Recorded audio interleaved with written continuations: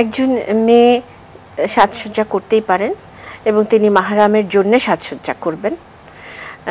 নন মাহরাম বা যিনি তার মাহরাম নন তাদের সামনে তিনি সাজসজ্জা করে যেতে পারবেন না ইসলামিক্যালি। তো সেই ক্ষেত্রে উনি মাহরামের জন্য সাজসজ্জা করবেন, মাহরামদের মধ্যে উনি যত ওনার ভালো লাগে উনি সাজবেন। গহনাও একটি সাজসজ্জার অংশ। তিনি বিয়ের আগে পরে সবসময় তিনি গহনা পরতে পারবেন। যেমন মেহেদি দেওয়া একটি খুব সুন্দর একটি ব্যাপার, নবী সাল্লাল্লাহু আলাইহি ওয়াসাল্লাম নিজে পছন্দ করতেন। তো সেই ক্ষেত্রে তিনি বিয়ের আগে যেমন যদি গহনা পরতে পছন্দ করেন, বিয়ের পরে তিনি গহনা পরবেন। এখানে স্বামীর মঙ্গল কিংবা অমঙ্গলের সাথে বিন্দুমাত্র সম্পর্ক নেই, পুরোপুরি কুসংস্কার, সম্পূর্ণ কুসংস্কার। এবং যারা কুসংস্কারে বিশ্বাস করে এবং মেনে চলে, এটি হচ্ছে তাদেরকে ফলো করা।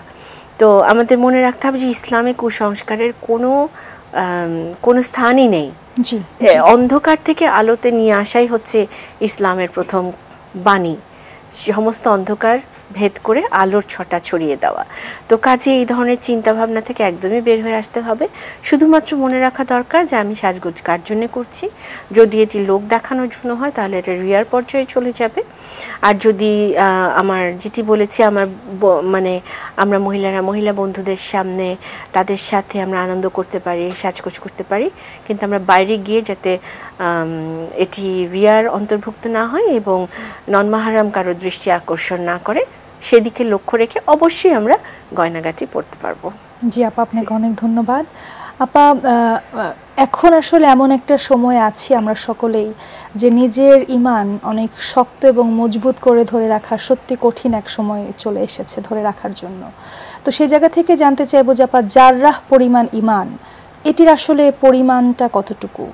আসলে আমরা সেই সময় বসবাস করছি এবং আল্লাহ সুবহানাহু ওয়া তাআলা আলিমুল গায়ব, তিনি জানেন যে আমাদের জন্য আসলে সামনে কি সময় অপেক্ষা করছে।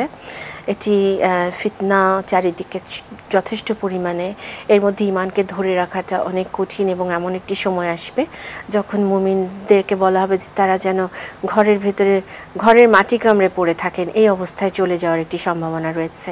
কেননা তারা ঘর থেকে বাইরে বেরোলেই এত বেশি ফিতনার মধ্যে পড়ে যাবে, এত কনফিউশন তৈরি হয়ে যাবে, এত ইজম বেড়ে যাবে এবং নানা ধরনের মতামত, নানা রকমের যেটি বললাম যে ইজম এত বেড়ে যাবে যেগুলো কিনা কুরআন এবং সুন্নাহর পরিপন্থী হবে। তো সেই অবস্থাতে যেখানে সাহাবীরা নিজেরাই নবী সাল্লাল্লাহু আলাইহি ওয়াসাল্লামের সাথে কথোপকথনে এরকম এসেছে যে এমন সময় সকালবেলা ঈমান আছে, সন্ধ্যাবেলা ঈমান নেই, ঈমান হারা, আবার সন্ধ্যায় ঈমান আছে তো সকালবেলা ঈমান হারা। তো এটি একটি অতি কঠিন একটি অবস্থা। যারা পরিমাণ ঈমান হচ্ছে সেটি সবচেয়ে কম ঈমান, মানে অতি দুর্বল অবস্থা, ন্যূনতম অতি দুর্বল অবস্থা ঈমানের। ঈমান তো অনেক শক্তি বহন করে। তো এবং একজন মুসলিম বা একজন আশরাফুল মাখলুকাত তিনি কিন্তু ঈমানের উপরেই আসলে তার জীবন ধারণ করেন এবং বেঁচে থাকেন এবং আখিরাতের দিকে পথ খুঁজে বেড়ান। জি আপা, আমরা জানি যে আসলে সিজদায় আল্লাহ তাআলার সবচেয়ে বেশি আমরা নিকটে চলে যাই এবং সেই সময় আল্লাহ তাআলার কাছে দোয়া চাওয়া কিংবা মানে দোয়া করা, মুনাজাত করা সবচেয়ে বেশি উত্তম, সিজদায় দোয়া করা। জি জি।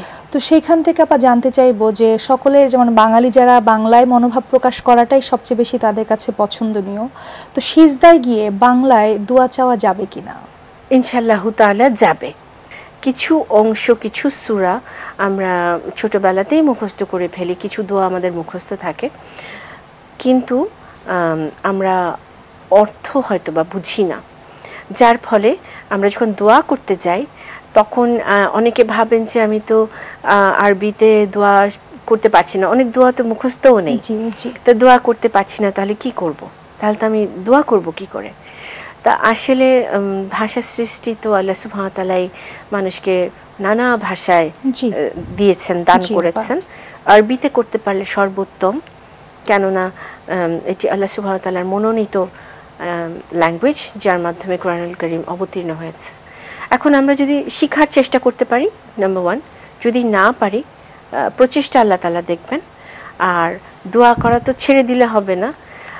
আল্লাহ সুবহানাহু ওয়া তাআলা তো আমার সব কিছু জানেন, আমি মুখ দিয়ে উচ্চারণ না করলেও তিনি অন্তর্যামী জানেন। তো আমি মনে মনেও যা বলবো ওনাকে, আমি বাংলাতেই বলবো, ভাষা না দিয়েও বলবো, চোখের পানি ফেলে বলবো চোখের পানি যদি না পড়ে তাও বলবো, নিশ্চুপ থেকেও বলবো। বাংলায় অবশ্যই অবশ্যই আমি যা কিছু চাই তার কাছে, ছোট থেকে বড় সব কিছু তার কাছে চাইবো অকপটে।